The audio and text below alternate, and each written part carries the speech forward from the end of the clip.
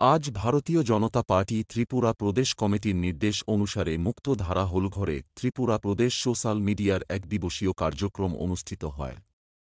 লক্ষ্য আগামী 2024 লোকসভা নির্বাচনে ভারতীয় জনতা পার্টির পক্ষ থেকে কিভাবে নরেন্দ্র মোদীজিকে তৃতীয়বারের মতো প্রধানমন্ত্রী হিসাবে জয়যুক্ত করা এবং এই উদ্দেশ্যের জন্য এখন থেকেই প্রচার মাধ্যমে জনকল্যাণমূলক কাজের প্রচার করতে গিয়ে কিভাবে জনগণের কাছে প্রকাশ করতে হবে এই বিষয়ে জানা থাকা দরকার। এই সকল বিষয় নিয়ে এই আলোচনা করেন। এই সভায় উপস্থিত ছিলেন জনপ্রিয় মুখ্যমন্ত্রী ড মানিক সাহা, রাষ্ট্রীয় সোশ্যাল মিডিয়ার ইনচার্জ কপিল পারমারজি, প্রদেশ সভাপতি রাজীব ভট্টাচার্য, প্রদেশ social media in charge Amit Rakshit. স্বাগত ভাষণ রাখেন সোশ্যাল মিডিয়ার প্রদেশ কনভেনার অরিন্দম দেব মহোদয়। তারপর একে একে মুখ্যমন্ত্রী সহ রাজীব ভট্টাচার্য সকলেই কার্যকর্তাদের সাথে মতবিনিময় করে নেন। মুখ্যমন্ত্রী উনার আলোচনায় সোশ্যাল মিডিয়ার গুরুত্ব ও এই কার্যকর্তারা যে দলের পক্ষে ও দেশের বিভিন্ন উন্নয়নমূলক কাজের প্রচারের মানুষকে ভারতীয় জনতা পার্টির কার্যক্রমে সামিল হতে সাহায্য করে এটাই লক্ষ্য থাকা দরকার বলে সবাই দাবি করেন। টেলিভিশন টিভি আসলো মোবাইল।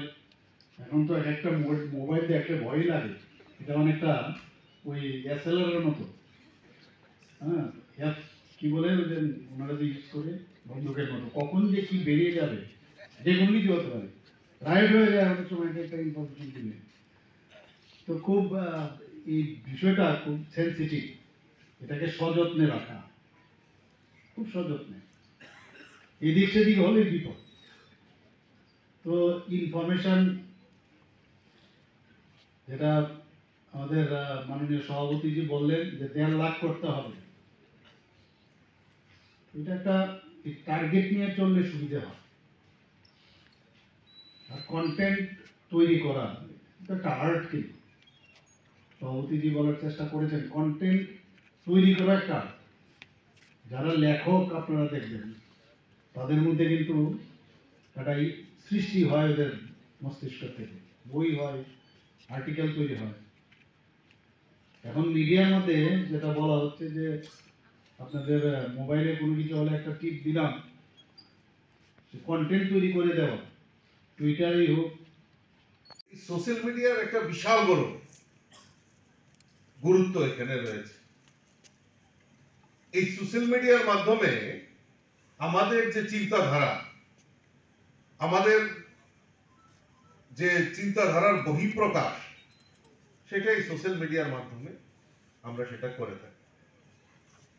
এবং আমি খুব গর্ববোধ করি যখনই আমাদের কোনো ন্যাশনাল লেভেলে কোনো মিটিং হয় আর সেখানে ত্রিপুরার নামটা খুব গুরুত্ব সহকারে নেওয়া হয় আইটি সোশ্যাল মিডিয়ার, কারণ সারা ভারতবর্ষের মধ্যে ত্রিপুরা রাজ্য প্রথম স্থান অধিকার করে আইটি এবং সোশ্যাল মিডিয়া।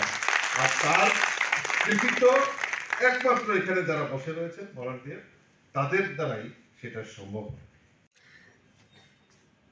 एक साल चला गया, हर कोई थोड़ा नए साल आने लगता है तो सब लोग न्यू ईयर रेजोल्यूशन बनाने की सोचते हैं, और जो साल चला गया होता है उसके बारे में स्वाभाविक है हर कोई सोचता है। आप लोगों ने भी सोचा होगा कि इस साल में क्या बदला। तो जब मैं इसके बारे में सोच रहा था, बाई चांस तभी एक पुराना गाना याद आया कि आओ तुम्हें चांद पर ले जाए। ये सुना है आप लोगों ने गाना? সোশ্যাল মিডিয়া এবং এই যে শঙ্খনাদ কার্যক্রমের মাধ্যমে সারা দেশের মধ্যে এই লোকসভা নির্বাচনের যে প্রচার, এই প্রচার বিভাগের শুভারম্ভ এই শঙ্খনাদ কার্যক্রমের মাধ্যমে হয়েছে। আমরা বিগত কিছুদিন আগে এই প্রদীপ শিখা জ্বলে উঠুক আমাদের সোশ্যাল মিডিয়ার কার্যকর্তার মনে প্রাণে, এবং এই প্রদীপ শিখা জ্বলে উঠুক এ রাজ্যের ৩৮ লক্ষ মানুষের কল্যাণার্থে।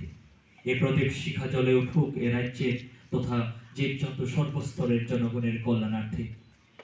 কারণ সর্বে ভবন্তু সুখিনা, সর্বে সন্তু নিরাময়া, সর্বে ভদ্রাণি পশ্যন্তু, মা কশ্চিৎ দুঃখভাগ্ ভবেৎ।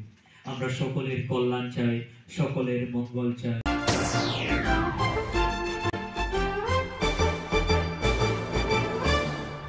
রান্নার স্বাদ এবং গুণমান বৃদ্ধি মানেই সিস্টার গুঁড়া মশলা। সয়াবিন আটা সুজির পর প্রত্যেকের সুস্বাস্থ্যের জন্য এবার রান্নার তেলের দায়িত্বেও sister kachi ghani mustard oil. Sister, আপনাদের বিশ্বাস আমাদের দায়িত্ব।